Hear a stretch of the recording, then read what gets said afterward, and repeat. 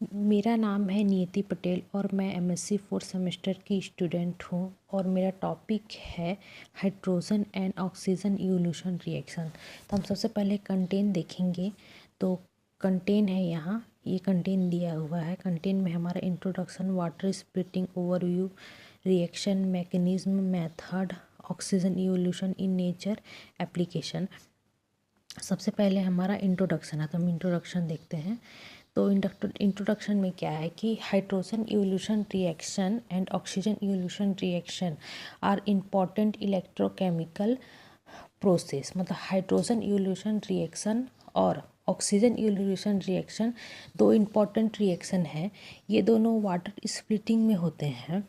ठीक है, आसान भाषा में अगर मैं बताऊं तो जब हम पानी को बिजली से तोड़ते हैं तो हाइड्रोजन और ऑक्सीजन बनते हैं। ठीक, ये इम्पोर्टेंट क्यों है?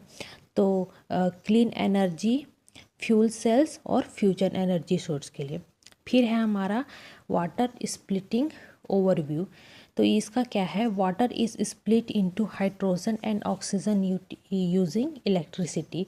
तो इसका है कि वाटर स्प्लिटिंग क्या होता है, ठीक ना। वाटर स्प्लिटिंग क्या होता है? मतलब पानी है, पानी को इलेक्ट्रिसिटी से तोड़ा जाता है। इससे दो गैस बनती है, एक बनता है हाइड्रोजन और एक बनता है ऑक्सीजन। ठीक, तो मतलब सिंपल है कि वाटर स्प्लिटिंग का मतलब है पानी H2 को तोड़कर hydrogen H2 sorry water splitting का मतलब है कि पानी H2O को तोड़कर हाइड्रोजन H2 और ऑक्सीजन O2 बनाना। बस इसमें यही बताया गया है वाटर स्प्लिटिंग में। फिर यहाँ आगे दिया हुआ है हमारा हाइड्रोजन इवोल्यूशन रिएक्शन। ये रहा हाइड्रोजन इवोल्यूशन रिएक्शन। इसमें क्या है कि occurs at cathode reduction, hydrogen gas is produce, और ये इसके रिएक्शन भी दिया हुआ है। तो सबसे पहले मैं बता रही हूँ कि हाइड्रोजन इवोल्यूशन रिएक्शन क्या है, ठीक ना। तो यह हाइड्रोजन बनने की रिएक्शन है। हाइड्रोजन बनने की रिएक्शन है, ठीक ना। यह कैथोड पर होता है, ये कैथोड पर होता है। कैसे होता है? मतलब ये कैसे होता है? तो ये यहाँ से रिएक्शन से हम समझते हैं थोड़ा सा। H प्लस है, H प्लस आयन इलेक्ट्रॉन देता है, H प्लस आयन इलेक्ट्रॉन देता है और हाइड्रोजन एटम बनता है। H प्लस आयन इलेक्ट्रॉन देता है, फिर ये हाइड्रोजन मतलब जो H प्लस आयन है दिख रहा है यहाँ पे, वो इलेक्ट्रॉन देता है, फिर ये हाइड्रोजन एटम बनता है। ठीक, दो हाइड्रोजन मिलकर H2 गैस बनाते हैं। इतना तो पता ही है कि दो हाइड्रोजन जब मिलता है तो मतलब दो हाइड्रोजन मिलेगा तो H2 गैस बनेगा। ठीक, ये रिएक्शन में सब दिया हुआ है जो मैं समझा रही हूँ। आसान लाइन में अगर मैं बताऊँ तो मैं ये बताना चाह रही हूँ कि इलेक्ट्रॉन मिलने पर हाइड्रोजन गैस बनती है। ठीक, फिर हमारा इधर दिया हुआ है हाइड्रोजन इवोल्यूशन रिएक्शन का मैकेनिज्म। इधर ये है हाइड्रोजन इवोल्यूशन रिएक्शन का मैकेनिज्म। तो मैकेनिज्म में क्या बताया है सब देखते हैं। इस मैकेनिज्म में बस यही समझाया है कि ये जो दिया हुआ हमारा हाइड्रोजन इवोल्यूशन रिएक्शन का मैकेनिज्म में सबसे फर्स्ट में है हमारा वॉल्मर स्टेप। तो वॉल्मर स्टेप में क्या होता है कि जो है ये मतलब क्या बोलना चाहिए, जो हाइड्रोजन सरफेस पर आता है, सबसे पहले क्या होता है कि पहले हाइड्रोजन सरफेस पर आता है, ठीक, फिर कंबाइन होकर गैस बनाता है, ठीक ना। तो सबसे पहले मतलब सरफेस पर चिपकता है, फिर है रेस्की स्टेप में, फिर टैफल स्टेप में। मतलब इसका बस यही इस मैकेनिज्म में यही बताया गया है कि सबसे पहले हाइड्रोजन सरफेस पर आता है, फिर कंबाइन होकर गैस बनाता है। बस यही है इस मैकेनिज्म में। फिर हमारा दिया है ये मेथड ऑफ हाइड्रोजन प्रोडक्शन। तो मेथड ऑफ हाइड्रोजन प्रोडक्शन में क्या हो रहा है कि electrochemical method, electrolysis of water, electrocatalyst method using catalyst like NiFePD, thermochemical process, solar water splitting, biological process. तो सब इसको मैं बता रही हूँ अच्छे से आपको। ये मतलब method of hydrogen process production है ना, जो मतलब कि ये वाला ये बोल रही हूँ कि मेथड ऑफ हाइड्रोजन प्रोडक्शन है ना, ये मतलब कि हाइड्रोजन बनने के तरीके, हाइड्रोजन कैसे बनता है, बस ये बता रहा है कि सबसे पहले इलेक्ट्रोलाइसिस, ये सबसे कॉमन है, ये फर्स्ट नंबर इलेक्ट्रो, ठीक, ये सबसे कॉमन है। इसके बाद इलेक्ट्रोकैटलिस्ट, इसके बाद फिर सोलर इलेक्ट्रोकैटलिस्ट, इसके बाद फिर थर्मोकेमिकल, ये थर्मोकेमिकल, इसके बाद फिर है हमारा सोलर वाटर स्प्लिटिंग, फिर ये है बायोलॉजिकल प्रोसेस। हाइड्रोजन कई तरीके से बनाया जा सकता है, बस इसमें यही बताया है, इसका मेथड बताया है, ठीक। इसके बाद फिर है हमारा ऑक्सीजन इवोल्यूशन रिएक्शन।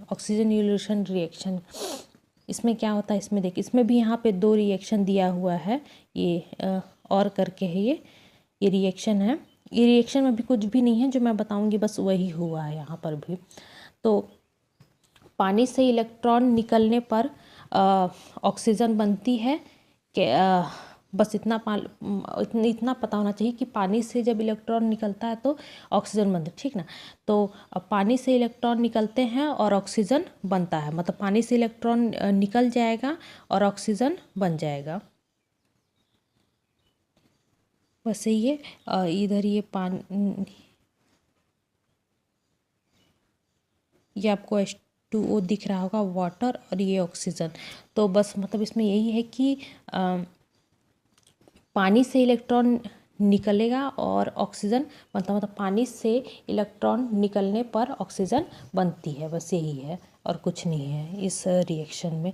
फिर हम यहाँ नीचे देखेंगे, नीचे हमारा दिया है ऑक्सीजन इवोल्यूशन रिएक्शन का मैकेनिज्म। तो मैकेनिज्म ये रहा ऑक्सीजन इवोल्यूशन रिएक्शन का मैकेनिज्म। इसमें क्या समझाता है, इसमें भी दिया है, इसमें बहुत कुछ है कि multiple step involve formation of intermediate.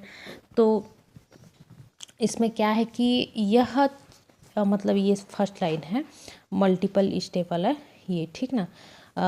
ये बोल रहा है कि यह 4 इलेक्ट्रॉन प्रोसेस है, ये 4 मतलब 4 इलेक्ट्रॉन प्रोसेस होता है। इसमें कई स्टेप होते हैं, इस पे कई स्टेप होते हैं,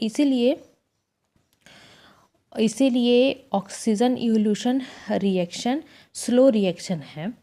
मतलब ये बता रहा है कि इसमें ये 4 इलेक्ट्रॉन प्रोसेस हैं जो मैंने पहले लिखा है कि मल्टीपल स्टेप 4 इलेक्ट्रॉन प्रोसेस, ठीक ना, इन्वॉल्व फॉर्मेशन ऑफ इंटरमीडिएट। तो उसी को मैं बस समझा रही हूँ बस कि ये 4 इलेक्ट्रॉन प्रोसेस है और इसमें कई स्टेप्स होते हैं, इसीलिए oxygen evolution reaction slow reaction है, बस यही है और कुछ नहीं है इसमें, ठीक।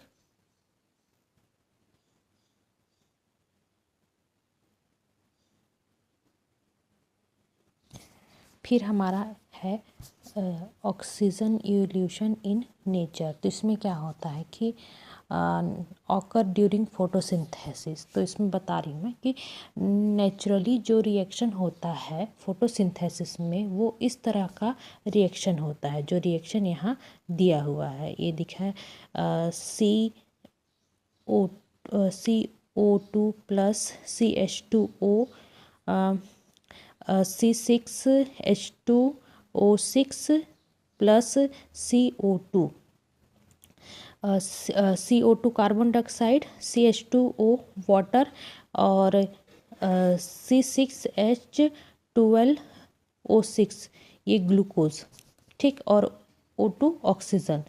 तो यहाँ क्या है कि मतलब फोटोसिंथेसिस में इस तरह का रिएक्शन होता है। ये एक तरीके से लाइट डिपेंडेंट जो है देखा takes place in chloroplast, plant and algae. तो इसी का वो समझा रही हूँ कि ये एक, यहाँ ये बोल रही हूँ, ये मैं भी बता रही हूँ। ये एक तरीके से लाइट डिपेंडेंट रिएक्शन होता है। इसमें इसमें होता है कि क्लोरोप्लास्ट और ग्रीन प्लांट एंड एल्गी में होता है, ठीक ना। और प्लांट में जैसे कि प्लांट क्या करता है, तो प्लांट सनलाइट से फूड बनाते हैं, ठीक, और ऑक्सीजन रिलीज हो जाता है। प्लांट सनलाइट से फूड बना लेता है और ऑक्सीजन रिलीज हो जाता है, ठीक। और प्लांट ऑक्सीजन बनाते हैं, इतना तो पता है, ठीक। और फिर लास्ट में हमारा ये एप्लीकेशन दिया हुआ है, तो इसका कहाँ कहाँ यूज़ किया जाता है। तो हाइड्रोजन फ्यूल में, फ्यूल सेल में, एनर्जी स्टोरेज में और इंडस्ट्री में। यह फ्यूचर क्लीन एनर्जी के लिए बहुत इम्पॉर्टेंट होता है। Thank you so much. अगर आपको मेरा पढ़ाया हुआ समझ में आए तो मेरी वीडियो को लाइक करें, मेरे चैनल को सब्सक्राइब करें और हो सके तो शेयर भी करें।